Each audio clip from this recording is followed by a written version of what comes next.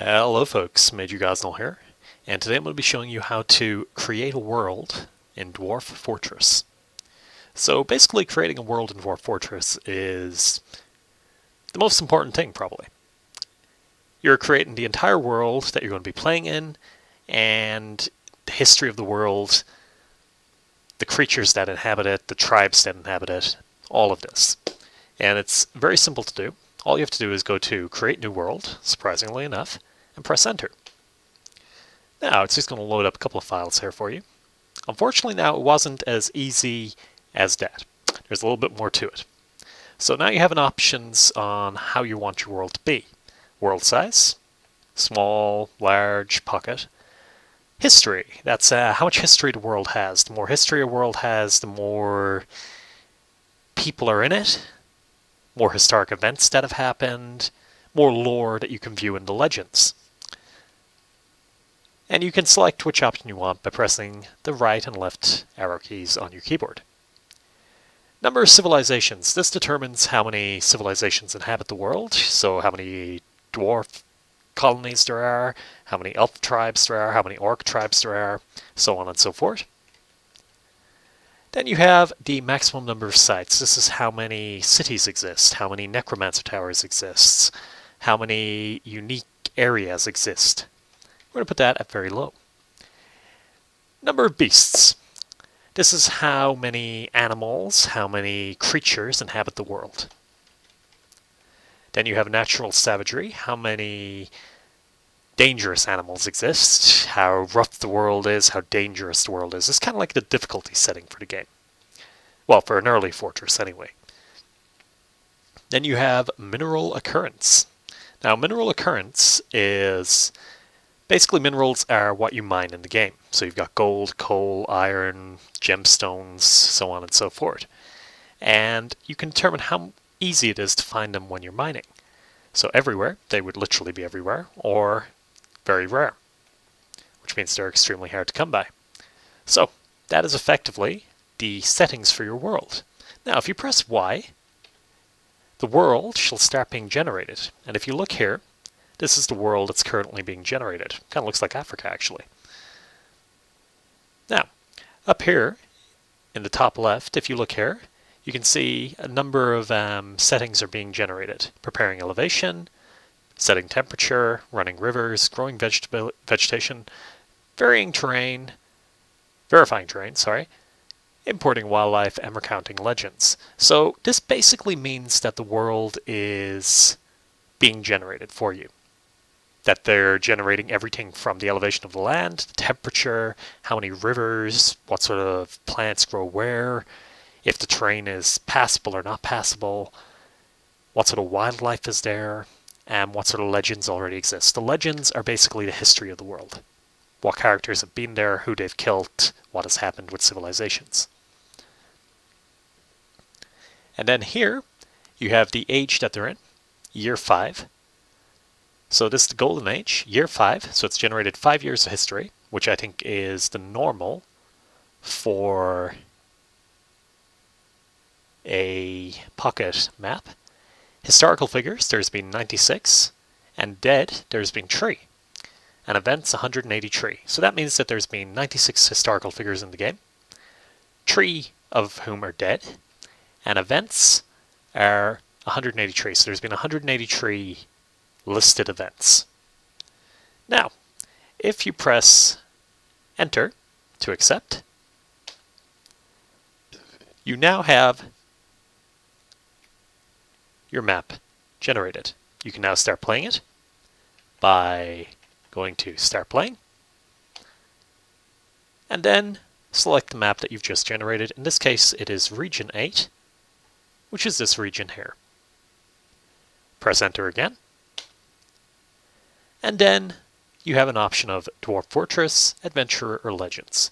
Dwarf Fortress is the standard mode of the game, and it is basically how you design a fortress for your dwarfs. It's the system that most people playing the game download the game for. It's basically where you create a fortress and your dwarfs live out their lives.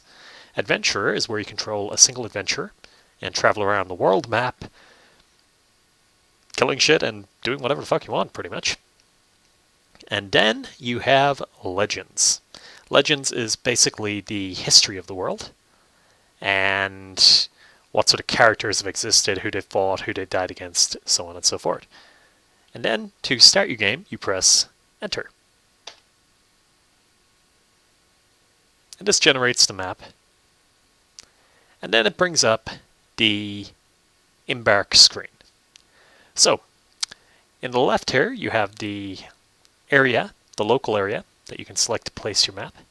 You have your region, which is sort of like the place on the map. Sort of like a larger area on the map to your local area. Sort of like the continent, say, or the county or the state. Then you have the world map, which is this one here. So, you can move around on the region map by pressing your arrow keys, like so. And if you follow the middle box, you'll notice the X moving around. That's your region map. You can move on your local map, which is the brown map, on the far left of the screen, by pressing your W, X, D, and A keys. Oop, press the wrong button there. W, X. I always press S by accident there. And this selects your local area. Now, the local area is the important one because that's where your map will generate, where your map will be, pretty much. And you can enlarge the area, so people with better machines can have a larger area to build on. And you can do this by pressing the U, M, K, and H buttons. So U, as you can see, adds a vertical line to the local area. K adds a horizontal line. And you can expand your map as you see fit. Note though, you do need a pretty good rig to run really large maps. Narrow that down again. Back down to that. If you look on the far right of your screen, it tells you the area that you're in and what sort of temperature, what sort of trees you have, if it's sparse, heavily forested, so on and so forth, or what sort of vegetation, and what sort of surroundings you have. There's multiple surroundings such as savage, cam, so on and so forth. Cam will be an easier map than a savage one for the obvious reasons. It also tells you what sort of metals are available. As you can see here, clay, very deep soil, and deep metal.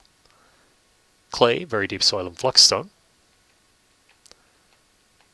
Clay, very deep soil, deep metal, and fluxstone layer. Now, fluxstone is a very important one that I will cover in a future video, but it's always useful to have on your area on the map. So, once you select the area that you want, and you're happy with the size of the map, you then press E to embark. It'll ask you if you're happy to embark here. You then press Enter. Now, this brings up the options for whether or not you want to carefully plan out your embark party. Gives you options to select what sort of items you start with, or you can just jump right in. So, we're just going to jump right in. You press Enter on Play Now. Now, normally the game will pause at this part. It'll give you this little message. You've arrived, and it's always a good idea to pay attention to the very last sentence. Well, the second last sentence. It is spring now, enough time to secure lodgings ere the jaguars get hungry. Normally that sentence gives you an indication of what sort of dangerous wildlife is on your map. If you press Enter again, your map is now loaded, and this is the start of your fortress. I hope this was useful, a little longer than my usual tutorials.